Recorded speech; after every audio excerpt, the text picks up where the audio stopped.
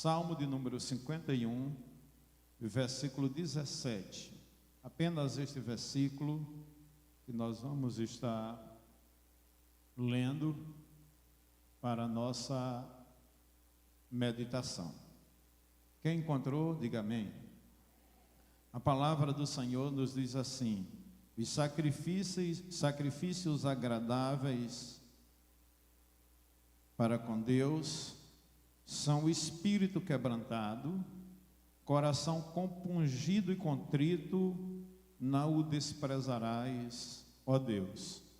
Oremos ao Senhor. Nosso Deus, nosso amado Pai celestial, eu quero louvar e exaltar o teu nome nesta noite, te louvar pelo privilégio de estarmos aqui para nos expormos a tua palavra e ao mover do teu Espírito Santo. Venha falar, Senhor, conosco de uma forma muito especial. Eu oro agradecido em nome de Jesus, o nosso Salvador. O tema que nós queremos tratar hoje à noite é o mesmo que nós tratamos pela manhã e que a gente já ministrou na igreja várias vezes. Tivemos mensagens em série sobre esse assunto. Mas hoje, de uma forma bem concisa, bem resumida, eu quero abordar essa temática da cura interior. Cura interior pode ser também chamada de cura para os traumas emocionais, ou também a cura das memórias. Porque quando a gente fala de cura para os traumas emocionais, a gente limita esse assunto a apenas uma dimensão da estrutura do nosso ser, tendo em vista que o ser humano, ele é um ser tricotomista. O que é isso? Nós somos espírito, alma e corpo. A gente diz que, geralmente a gente diz, eu sou um espírito, possuo uma alma e habito num corpo. E quando a gente trata da cura interior, a gente teria que desenvolver uma temática de uma forma bem abrangente para tratar sobre o mundo espiritual, para tratar sobre o mundo psíquico, o mundo que envolve a nossa mente, os nossos pensamentos e tantas outras coisas mais nessa dimensão do nosso ser, e também tratar da questão do coração, das emoções. E depois teríamos que tratar ainda, lidar com o mundo da vontade. Mas hoje eu quero apenas tratar sobre a questão do coração. Vamos dizer, a questão das emoções. E nesse sentido, de uma forma bem específica, a gente pode afirmar que a cura interior é a cura dos males do coração. E esses males podem assumir muitas formas, que a gente conhece como solidão, ira, culpa, depressão, mágoa, angústia, decepção, ansiedade, amargura e rejeição.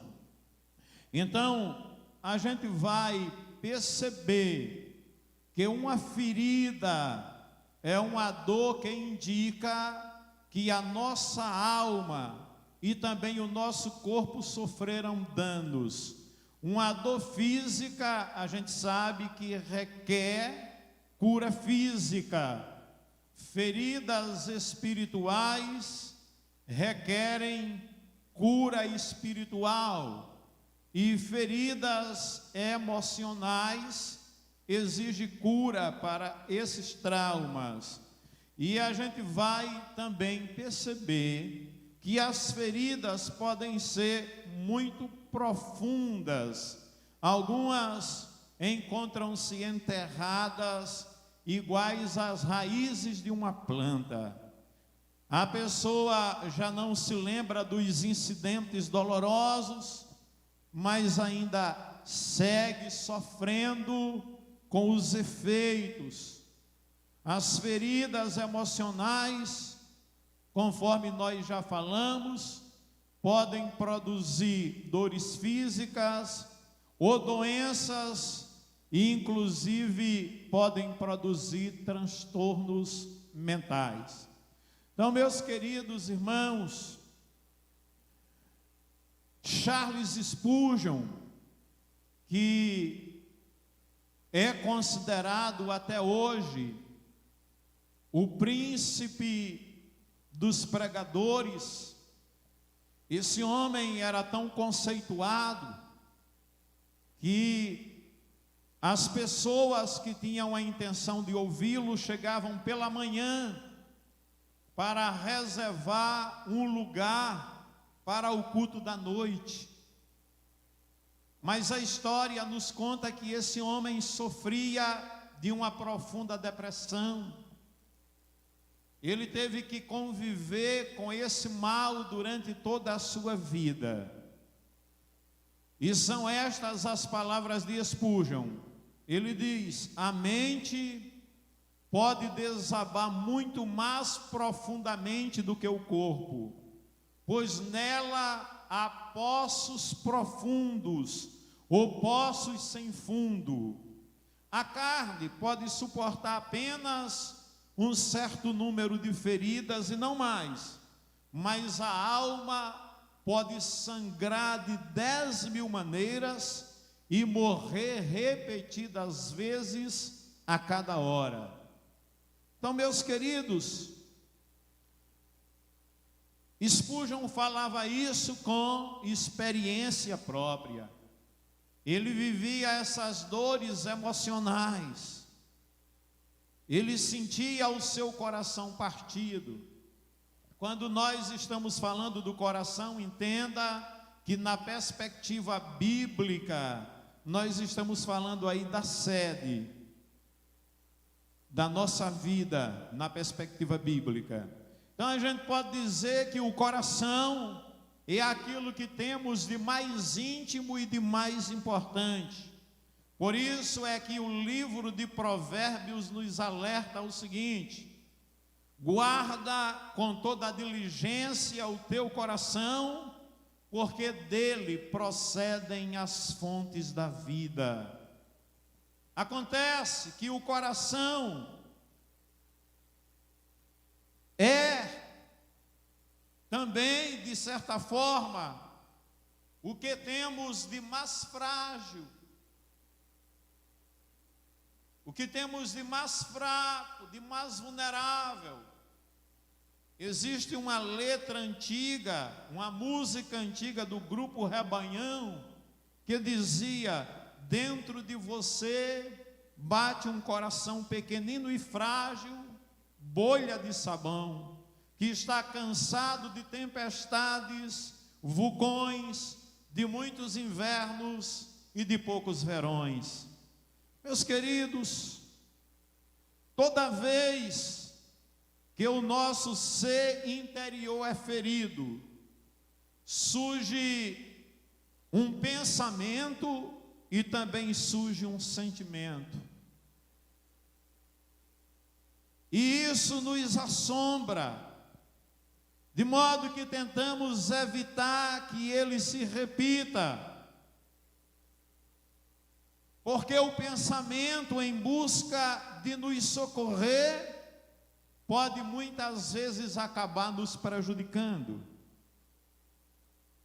Vamos ver aí como é que as feridas se originam e depois vamos ver quando elas acontecem, como é que o pensamento se manifesta e como é que o sentimento reage. Primeiro, as feridas podem se originar de palavras de outros.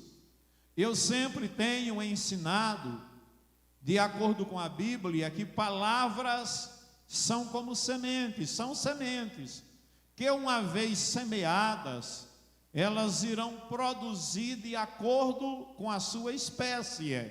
Se você libera todos os dias sementes de bênção sobre a sua vida, sobre a sua casa, sobre a vida de sua família e sobre a vida das pessoas, você está realmente semeando para colher no futuro frutos maravilhosos. Mas quando você só sabe criticar, quando você só sabe falar mal, só sabe olhar a coisa pelo lado negativo, já viram pessoas dessa maneira que não conseguem enxergar nada de bom em ninguém e em nada daquilo que está sendo feito? São pessoas amargas, que não sabem o poder maléfico das suas palavras e de suas atitudes.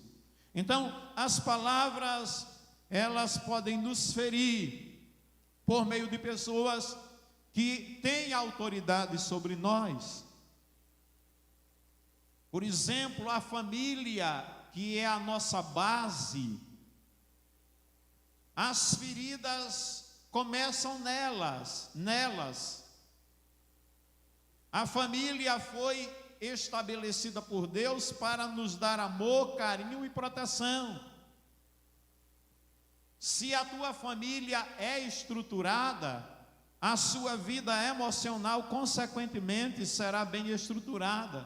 Mas se você vive numa família disfuncional, onde você só recebe palavras negativas, você vai sofrer com isso. Existem lares que os pais preferem um filho a outro, elogiam publicamente um filho e depreciam publicamente o outro. Essas atitudes vão promovendo feridas no coração, promovem desilusões. Uma outra coisa que pode gerar feridas é a perda do pai ou a perda da mãe. A pessoa começa a vivenciar o seu luto, a sua dor. Às vezes, de imediato, a gente vai visitar uma pessoa que perdeu um ente querido, e tem gente que diz: puxa vida, eu fui ali para consolar e saí consolado. Tamanho a fé da pessoa, mas é como se a ficha ainda não tivesse caído. E depois de um certo tempo, a pessoa começa a vivenciar a sua dor. A pessoa começa a vivenciar o seu luto. Outros tipos de perdas significativas podem gerar também feridas emocionais. Casamentos que se desfazem, divórcios que se concretizam. E é interessante que o inimigo utiliza quase sempre a separação no período da pré-adolescência ou da adolescência dos filhos, que é um período de grande vulnerabilidade para o filho, para a filha. É esse período que há mais separação. A ferida da rejeição, por exemplo, ela pode ser aberta antes do nascimento. Uma gravidez indesejada, por exemplo, ou porque os pais preferiam que nascesse uma menina e nasceu um menino, ou vice-versa, e aí gera-se a rejeição por parte do casal, da sociedade. As feridas também podem ser abertas através de situação familiar difícil. Imagine a criança que cresce no lar disforme, pai alcoólatra, mãe amedrontada, a mãe que vive encolhida pelos cantos, por incrível que pareça. Nos dias de hoje a gente vê muito isso, o índice de feminicídio é simplesmente alarmante, assustador no mundo inteiro. E aí o pai, muitas vezes embriagado, chega brigando com todo mundo, batendo em todo mundo. Isso vai gerar realmente uma ferida profunda na emoção dessa criança. Discussões entre os pais também gera insegurança, gera ferida. Más experiências na escola, tudo isso pode provocar esses males na vida e na alma da criança. Então, meus queridos, quando esses golpes nos atingem, feridas profundas são abertas no mundo de nossas emoções.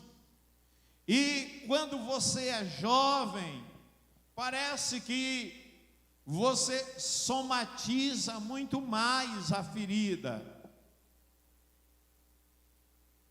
Então a ferida se torna forte, posso dizer, em primeiro lugar, na juventude. Mas a ferida também se torna forte quando esses golpes vêm de uma forma violenta em qualquer idade. Existem situações que a ferida é tão profunda que a pessoa apaga da memória. Quando muitas vezes tenta se lembrar do que aconteceu, parece que surge um buraco negro, ou um branco, um hiato, um vácuo, não existe lembrança de nada. Mesmo a pessoa não tendo uma dor consciente, muitas vezes a pessoa tem comportamentos, atitudes, que elas mesmas não se entendem, não se compreendem, e elas mesmas se reprovam. Porque o golpe foi duro demais. Outras vezes o golpe se torna muito violento quando eles se repetem muitas vezes. Imagine a pessoa sendo golpeada no mesmo lugar o tempo inteiro. Aí eu fico olhando para Jesus, que é o nosso modelo, que é o nosso exemplo de alguém que foi ferido pelas nossas transgressões e que foi moído pelas nossas iniquidades. Ele foi golpeado. Tudo isso por amor a nós. Ele recebeu uma coroa de espinho e a sua cabeça inchou a ponto de atingir o dobro do seu tamanho normal. Agora imagina a cabeça inchada e ainda recebendo pauladas o tempo inteiro. Então a ferida foi muito grande. Então a pergunta que nós fazemos hoje, que eu estou abreviando para que a gente possa terminar o nosso culto dentro do tempo: como alcançar a cura para os males do coração? E aí nós vamos tentar descobrir a resposta, estudando os casos de 2 personagens bíblicos, que partindo de situações bastante parecidas, chegaram a destinos bem diferentes. O primeiro caso é de Jefté, se encontra no livro de Juízes, capítulo 11, versículo 1 a 3. A Bíblia nos diz: era então Jefté, o gileadita, homem valoroso, porém filho de uma prostituta. Gileade, o pai dele, também a mulher de Gileade lhe deu filhos. Melhor dizendo, Gileade era o pai dele. Também a mulher de Gileade lhe deu filhos. Quando os filhos desta eram já grandes, expulsaram a Jefté, sentimento de rejeição, e lhe disseram: não herdarás na casa de nosso pai, porque és filho de outra mulher. Então Jefté fugiu de diante dos seus irmãos e habitou na terra de Tobi. E homens levianos juntaram-se a Jefté e saíam com ele. Está escrito em Juízes, capítulo 11. Então, irmãos, o que é que acontece quando alguém lhe diz que você não tem valor? Que opções você tem? A princípio, você tem 2 opções. A primeira, você pode aceitar o veredito: realmente eu não tenho valor, realmente eu sou um zero à esquerda. Ou você poderá tentar provar o contrário. Jefté é interessante que experimentou os 2 caminhos, as 2 opções. A Bíblia nos diz que no primeiro momento, Jefté fugiu.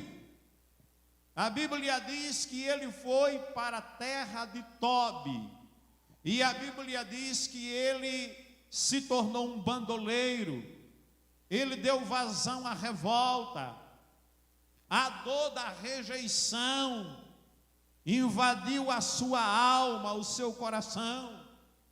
Ele vestiu a carapuça do fracassado.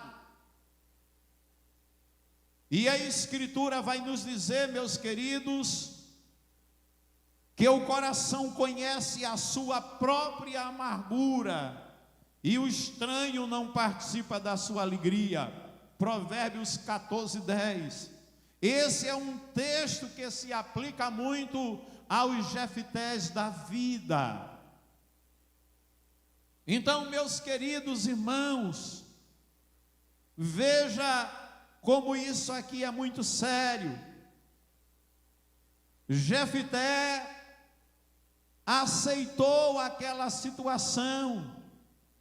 A Bíblia vai nos dizer que ele se tornou esse bandoleiro. Quantos hoje que foram feridos, machucados, e que se revoltaram e se entregaram a uma vida de devassidão. Mas veja bem, a Bíblia vai nos dizer posteriormente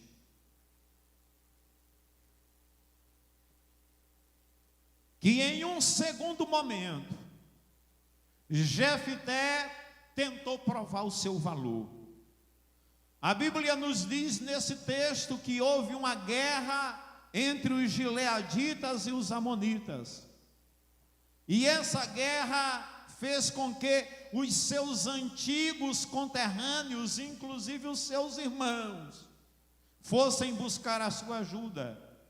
E aí Jefté enxergou naquela circunstância uma oportunidade de se tornar juiz sobre os filhos de Israel.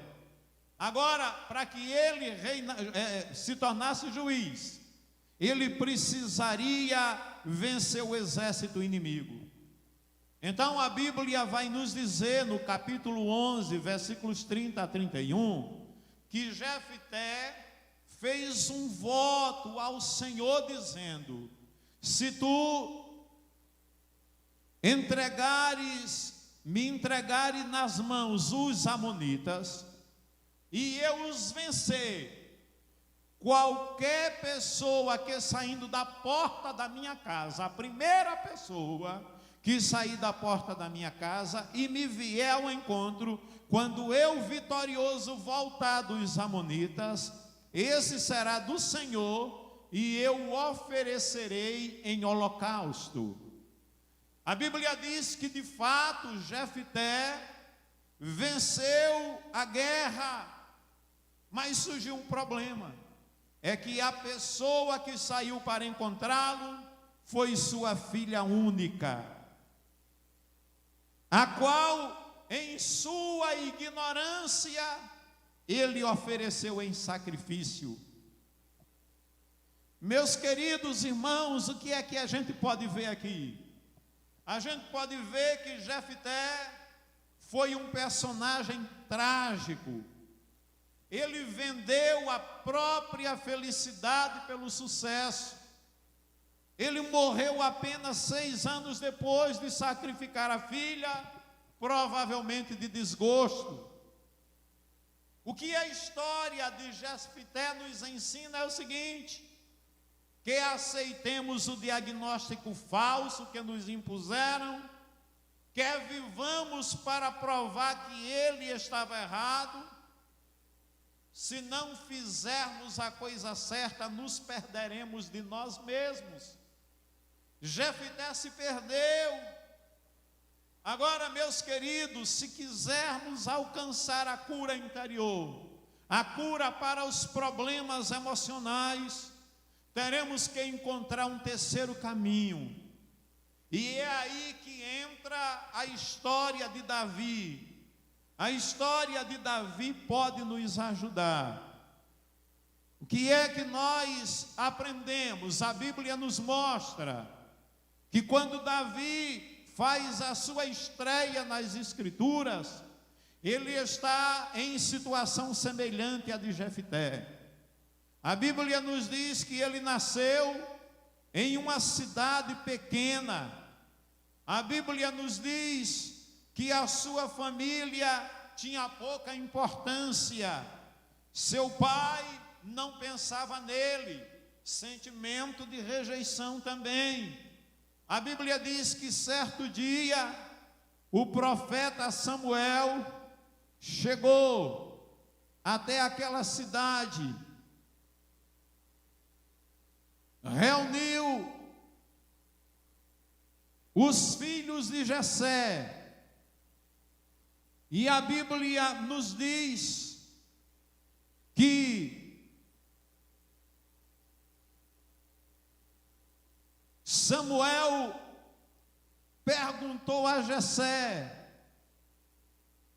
onde estão os teus filhos? São apenas estes? Veja bem, Jessé deu um banquete para receber a figura mais importante de Israel. Todos os seus filhos foram convidados, porque ali naquela ocasião, naquele banquete, Samuel tinha recebido a ordem de Deus de ungir um dos filhos de Jessé como rei de Israel.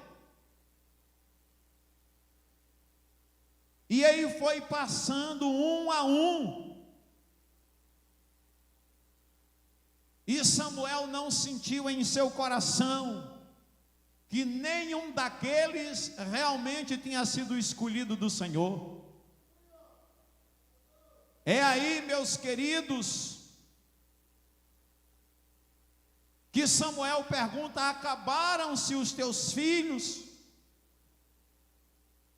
Aí ele diz: não, ainda tem um que está cuidando do rebanho, que está cuidando das ovelhas. Os irmãos se lembram que logo no começo eu falei que quando nós somos feridos, despertamos o pensamento e também o sentimento. Por exemplo, uma professora nos constrange na sala de aula. Qual é o sentimento que vai ser gerado em nós? Sentimento de vergonha, sentimento de impotência e sentimento de frustração. Qual é o pensamento que vai se desencadear em nossa mente? O mundo não é um lugar seguro. Eu não sou inteligente, então é melhor eu ficar calado. Meus queridos irmãos, vou dar aqui um outro exemplo. Um cônjuge nos trai ou abandona. Qual é o sentimento? Naturalmente que é um sentimento de tristeza, que é um sentimento de desamparo ou um sentimento de revolta. Quais são os pensamentos que podem desabrochar em nossa mente? As pessoas não são confiáveis. Eu não sou desejável. É melhor ficar sozinho. Já viram a história daquela mulher traída, frustrada, abandonada, rejeitada pelo marido, que cria uma visão totalmente errada sobre os homens, generaliza, aí a menina se apaixona, a menina quer se casar, aí a mãe diz: minha filha, nenhum homem presta, não confie neles. Por quê? Porque ela viveu essa situação. Mas tem um terceiro exemplo: enfrentamos uma doença ou um acidente grave. Quais são os sentimentos? Medo, vulnerabilidade e insegurança. Ou você vai dizer que quando está com a enfermidade grave você não tem medo? Quem somos nós? Somos seres humanos. Aí os pensamentos: a vida é muito perigosa, eu não tenho como me defender, é melhor ficar encolhido. E aí a gente perde as oportunidades da vida. Então, meus queridos, aqui nós vemos esse homem chamado Davi, que tinha tudo para ser uma pessoa amargurada, e queria e que poderia entrar nesses caminhos que Jefté escolheu. No entanto, Davi seguiu outro caminho, trilhou outra vereda, optou por olhar não para as circunstâncias, optou não por ver o problema, mas ele optou por confiar em Deus. Ele optou por entregar a sua vida a Deus. Ele foi o filho esquecido de Jessé.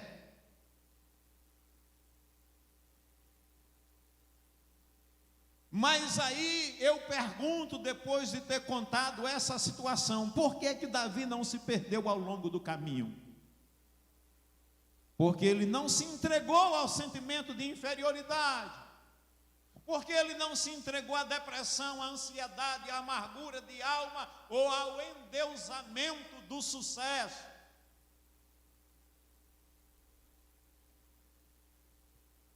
Não importa aquilo que fizeram com você, o que importa é o que você vai fazer com aquilo que fizeram com você. Veja bem, nós encontramos as pistas no livro de Salmos, que nos mostra por que Davi não se perdeu. Em primeiro lugar, Davi não se perdeu, porque mesmo sendo rejeitado pelo seu pai, mesmo sendo esquecido pelo seu pai, ele acreditou que havia sido desejado por Deus. Amém? O Salmo de número 139, versículo 14 a 16, ele diz: eu te louvarei, porque de modo tão admirável e maravilhoso eu fui formado. Maravilhosas são as tuas obras, e a minha alma o sabe muito bem. Os meus ossos não te foram encobertos, quando no oculto foi formado, e esmeradamente tecido nas profundezas da terra. Os teus olhos viram a minha substância ainda informe, e no teu livro foram escritos os dias, sim, todos os dias em que foram ordenados para mim, quando não havia nenhum deles. Ou seja, Davi sabia que tinha sido desejado por Deus antes da fundação do mundo, antes que os céus e a terra tivessem sido formados, ele já era amado por Deus. Segunda razão, Davi não se perdeu, porque ele acreditou que havia sido criado por Deus como um ser único e especial. A palavra de Deus diz no Salmo 8, versículos 3 a 5, olha, Davi dizendo: quando contemplo os teus céus, obra dos teus dedos, a lua e as estrelas que estabelecestes, que é o homem para que dele te lembres, e o filho do homem para que o visites, contudo, abaixo de Deus o fizeste, de glória e de honra o coroastes. Isso aqui é muito forte. Davi começa a olhar para a grandeza de Deus, que se manifesta através da sua criação, da criação do cosmos. Aí ele diz: Senhor, quando eu contemplo os teus céus, quando eu contemplo as estrelas, as obras das tuas mãos, eu me pergunto, o que é o homem? Para que tu te lembres dele, o homem que te traiu, que cometeu alta traição, entregando a terra nas mãos do inimigo. Contudo, o Senhor nos fez abaixo de Deus, mas o Senhor nos cobriu de honra e de glória. Eu quero que você saiba nesta noite de uma coisa: você é um ser único. Não existe ninguém como você no planeta Terra. Você é uma personalidade, uma individualidade. Quando você foi criado, Deus olhou para você e disse: exatamente do jeito que eu planejei. Existem potencialidades, riquezas, valores, capacidades dentro de você que ainda não foram explorados, e que, em sendo explorados, você vai ver o quanto você pode produzir, porque Deus nos criou com inúmeras habilidades. Amém, gente? Dê uma salva de palmas ao Senhor, nosso Deus. Terceira coisa que fez com que Davi não se perdesse é que ele acreditou que com o auxílio de Deus poderia realizar grandes coisas. Amém? Olha o que é que diz o Salmo 37, versículo 4: deleita-te. Deleitar-se é agradar-se, ter prazer, ter comunhão com o Senhor. Sinta a alegria de viver para Deus, e Ele te concederá o desejo do teu coração. O que é que está em seu coração? O que é que você deseja? A Bíblia diz que se você tiver prazer em Deus, Deus vai conceder o que deseja ao seu coração.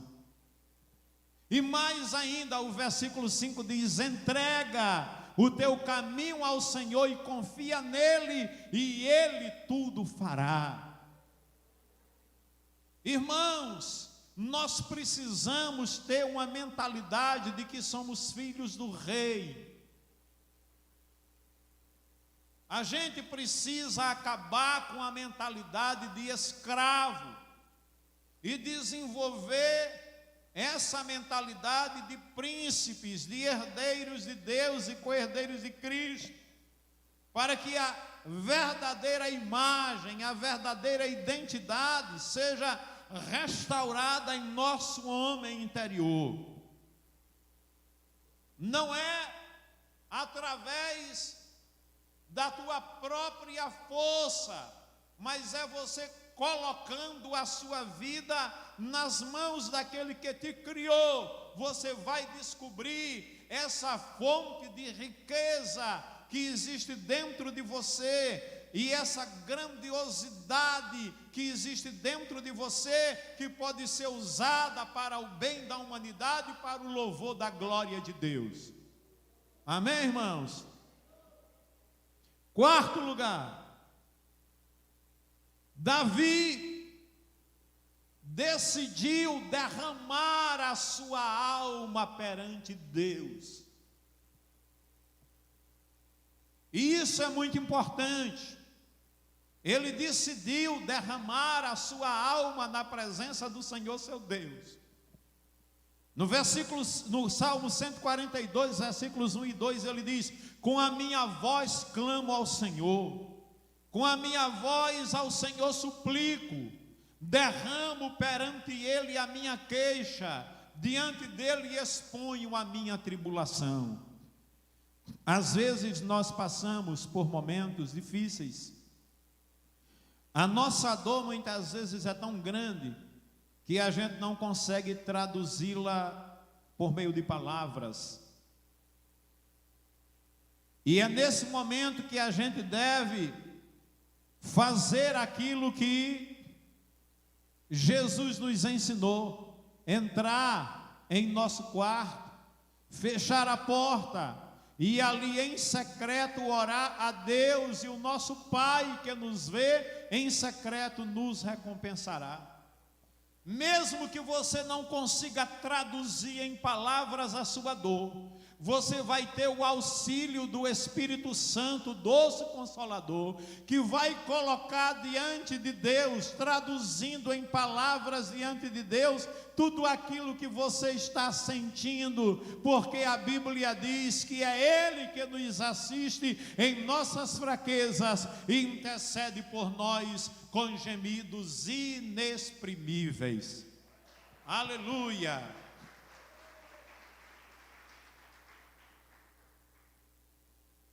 Quinto lugar, Davi não se perdeu, porque ele decidiu acreditar no socorro do Senhor. Ele diz: os justos clamam e o Senhor os ouve e os livra de todas as suas angústias. Perto está o Senhor dos que têm o coração quebrantado.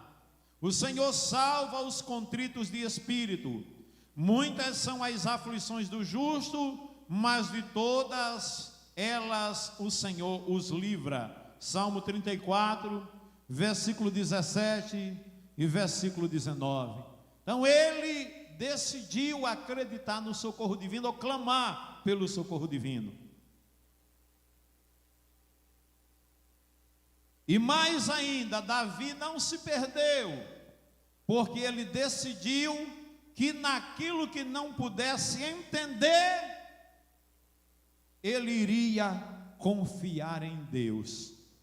Porque existem determinadas coisas que nos acontecem que a gente não vai compreender mesmo, que a gente não vai entender mesmo, a gente se questiona mesmo. Só que tem algumas pessoas que têm atitudes diferentes. Algumas não entendem, mas adoram. Não entendem, mas confiam. Outras começam a murmurar, começam a criticar, desenvolvem mágoa de Deus, começa a desenvolver um pensamento deformado sobre Deus, sobre sua bondade e sobre o seu caráter. Olha o que é que o salmista diz no Salmo de número 131, versículos 1 a 3, ele diz: Senhor, o meu coração não é soberbo, nem os meus olhos são altivos, não me ocupo de assuntos grandes e maravilhosos demais para mim, pelo contrário, tenho feito acalmar e sossegar a minha alma, qual criança desmamada sobre o seio de sua mãe, qual criança desmamada está a minha alma para comigo. Espera, ó Israel, no Senhor desde agora e para sempre. Orando, sentindo dor na alma, ele diz: Senhor, não veja isso como a soberba, como a altivez em relação a ti, mas veja, Senhor amado, esse momento que é maravilhoso. Quando ele diz maravilhoso, ele está dizendo: ele é complexo demais para mim, eu não consigo entender. Mas sabe o que é que eu faço, Senhor? Ao invés de murmurar e de me levantar contra ti, eu faço sossegar a minha alma. E eu faço a minha alma sossegar,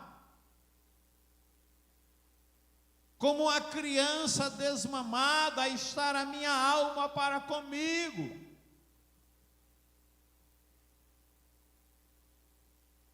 Eu não entendo determinadas coisas, mas eu resolvi me aquietar e saber que o Senhor é Deus. Como diz o Salmo 46, aquietai-vos e sabei que eu sou Deus, sou exaltado entre as nações, sou exaltado na terra, e eu mesmo não entendendo os teus caminhos, eu vou te adorar. Eu te adoro não por aquilo que tu podes fazer em prol da minha alma, eu te adoro por aquilo que tu és, de modo que se o Senhor me curar, tu és Deus, se o Senhor não curar, é Deus, se a porta se fecha, tu és Deus, se abre, continua sendo Deus.